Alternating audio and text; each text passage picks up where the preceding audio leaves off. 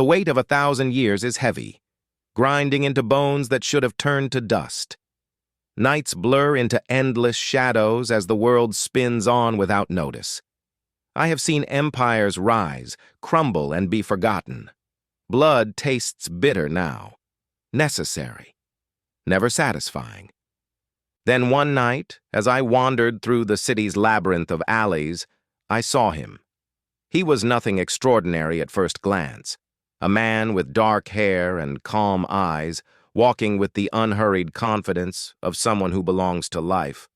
But something about him stirred in me a long-forgotten ache.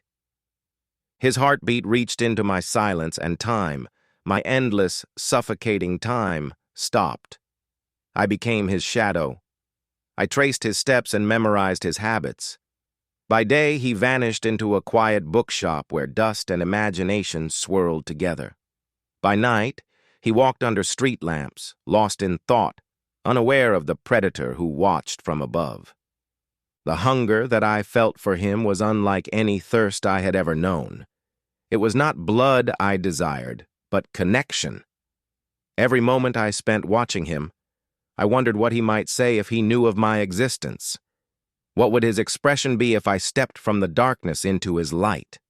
Would his gaze soften with curiosity, or would it harden with fear? For weeks I followed him, never closer than a breath, always just far enough to remain unseen. Yet in my solitude, a dangerous hope grew. One night, I came close enough to touch him. He sat on a bench, lost in his own world, and I hovered behind him like a ghost. His warmth called to me, his scent intoxicating. My instincts urged me to strike, one bite, one moment to feel his life flood into mine. But as I bent near, his peaceful expression stopped me. He was not prey. He was something precious. I turned away before temptation overtook me. What madness had gripped me? I had existed without fear for centuries, but his presence unraveled me. The thought of losing the fragile longing he had awakened was unbearable. What was I now? A creature of the night consumed not by thirst, but by the need to be seen. The days passed in torment. His face haunted me, and my cowardice mocked me. I knew I could not hide forever. The pain of his ignorance gnawed at me. Still, I feared the truth more. The silence between us grew too loud. Fate has a strange way of intervening. I followed him one evening, as always, and he turned suddenly. His eyes found mine. For an eternal heartbeat, I stood frozen. He did not flinch, did not flee. Instead, he smiled, a quiet, curious smile. "Do I know you?" he asked. The warmth of his voice broke me. I opened my mouth to speak, but fear sealed my words.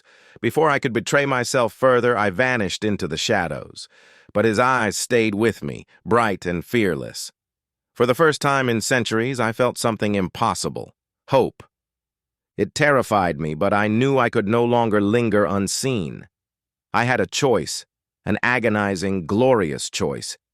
To keep my distance and remain safe in my solitude, or to risk everything for a chance at something real. The decision came with the weight of 1,000 lonely nights pressing down upon it. I stepped from the darkness and waited outside the bookshop. When he emerged, he saw me again. This time I did not flee. "You," he said, recognition flickering in his eyes. "I've seen you before.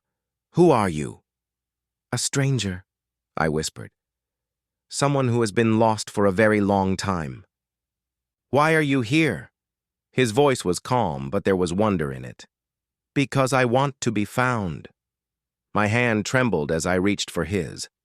Cold skin met warmth, and I held my breath, waiting for him to pull away. But he didn't. The world around us faded into nothing. For the first time in forever, I felt alive. Whatever came next, whether he feared me, rejected me, or welcomed me, I would endure it.